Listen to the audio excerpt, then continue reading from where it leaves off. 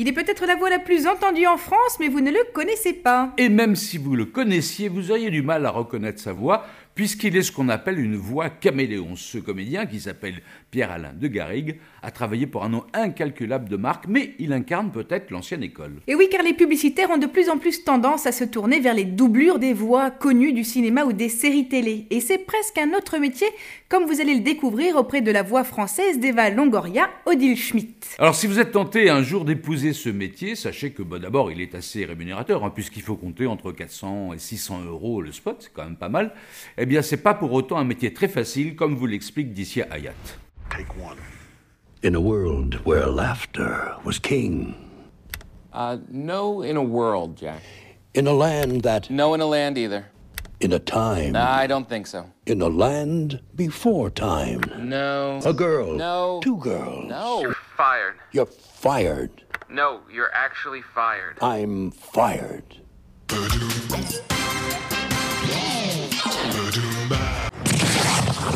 Everybody down!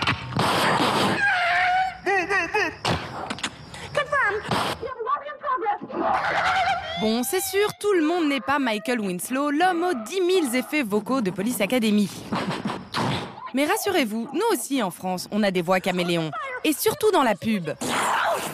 Comme Pierre-Alain de Garrigues, qui s'invite dans vos salons depuis plus de 25 ans. Oh là là là là, c'est incroyable, c'est merveilleux, but pour l'équipe de France, c'est incroyable!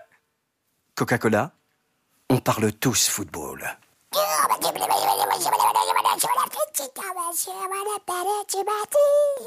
toute façon, on nous demande tout. On nous demande tout. On nous demande tout. On nous demande. Moi, je sais pas. Il a fallu faire parler des cuillères, des assiettes. Il a fallu faire parler des montagnes. Il a fallu faire parler des vaches, évidemment, des lapins. Crétins. En France, ils sont à peine une dizaine, capables de faire tout et surtout n'importe quoi avec leur voix.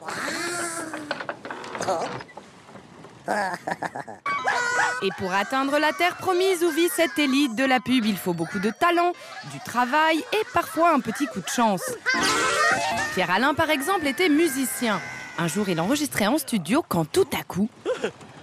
Il y a un producteur qui passait dans un couloir et qui avait un problème pour dire une phrase qui était assez imbitable. Et le saucisse, c'est ça un sachet? Sans sachet? Le saucisse sèche, sachant sécher, doit sécher sans s'assécher. Elle est sèche, juste sèche. La juste sèche de Justin qui? De Justin Brédoux. Justin Brédoux. Ah, je me trompais. La juste sèche. Une saucisse sachant sécher doit sécher sans s'assécher. Ça, c'est un des trucs que j'ai fait directement et à partir du moment où j'ai fait ça, poum. Et depuis, il a enregistré plusieurs milliers de pubs. L'Égypte mystérieuse. Bon, attention quand même aux effets secondaires. Quand je rentre chez moi, je parle comme ça. Bonjour chérie, ça va? Ça va bien. Et restez. Kellogg's Cornflakes. Si les voix caméléons sont toujours très demandées, elles font face aujourd'hui à une nouvelle donnée qui a bouleversé le marché. L'arrivée des voix de doublage des acteurs américains. Tiens, lui là, vous le reconnaissez? J'ai quelques informations qui pourraient vous intéresser. Aujourd'hui, le groupe que je représente est leader dans 250 métiers. Nous employons 2 300 000 personnes. Eh oui, c'est la voix française de Bruce Willis. Oui. Il y a à l'heure actuelle une généralisation de demandes de voix que le public connaît. Ça, je crois que c'est très net. Des voix de séries ou de films ou de comédiens connus. Sauf que la voix d'un comédien connu français, ça coûte un bras. Et comme il est interdit de les imiter pour faire de la promo, les publicitaires ont trouvé une autre solution pour associer de la notoriété à leurs produits, mais en version moins chère. Tout Hollywood est là. Alors, vous avez Terry Hatcher. Bonjour.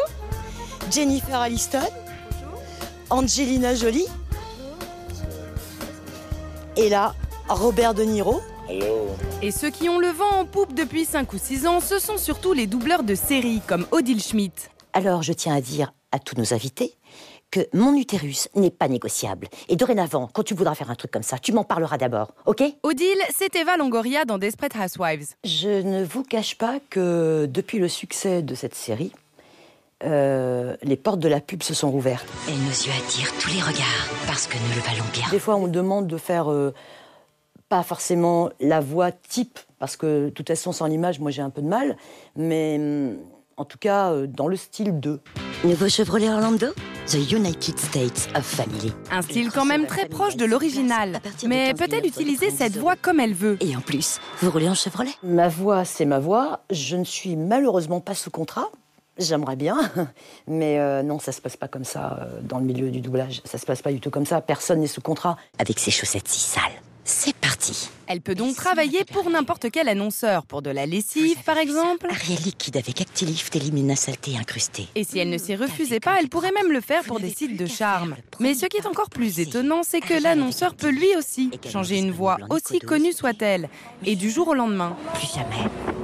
Prenez L'Oréal par exemple. Si depuis 2005, c'est bien Odile qui fait la voix d'Eva Longoria, ce n'est plus le cas aujourd'hui, la collaboration ayant pris fin avec ce dernier spot. J'en rêvais. Nous le valons bien. Ils doivent penser que je ne corresponds plus à l'image de ce qu'ils veulent donner en filmant Eva Longoria. Et donc, pour le moment, la toute dernière pub, ce n'est pas moi qui l'ai faite. Donc, comme vous pouvez le voir, on peut être viré à n'importe quel moment. Bref, vous l'aurez compris, être une voix de pub, ce n'est pas donné à tout le monde. Soit vous avez une voix reconnaissable entre toutes. Is there any way you could breathe a little quieter? What do you mean quieter? This is how I breathe. Soit à l'inverse, vous êtes capable d'adapter votre voix à toutes les situations. Is there any way you can make it sound a little less depressing? Exit right ahead. Don't force it. Mais si vous voulez vraiment devenir la star des voix, il va quand même vous falloir un petit truc en plus. Here it is. Whoa, whoa, whoa, whoa.